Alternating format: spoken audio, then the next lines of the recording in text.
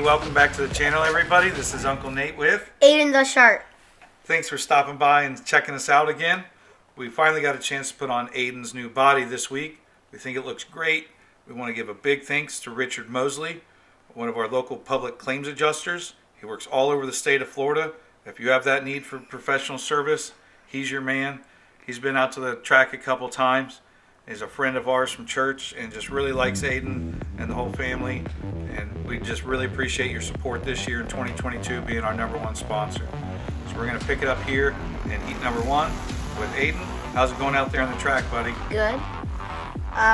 Well, we never really pulled away from each other because we were the same speed, and I kept on turning my head and stuff because I knew he was right behind me. And then at the last lap, I just checked to make sure he wasn't beside me or anything. And then on the second heat race, I started in the back. It was just me and Case today, and I just stayed right behind him. And then we didn't prep the tires this race, and I didn't really like it. And the car took me into the grass and spun me out. So we get a restart here at heat 2, and we're right in the back, starting with Case. Case came over from Tampa. He's run all the Florida Series, which we really appreciate his dad making that effort to come over here and race with our track. We'll be back over in Ambassador in a few weeks to race with him.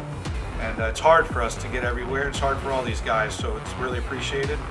Speeded up here through some of the middle laps, 10 lap heats. We just pick it up on last lap, and little man walk us through what happens here. He slid up in the turn, and I passed him going into the other turn.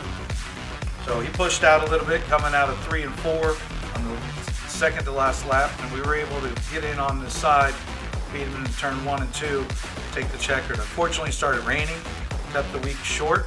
So points were awarded based on heat races, which puts us #1 in that race and for the Florida Championship Series this year, which we're proud of. Thank you for watching. Like and subscribe. Thank you.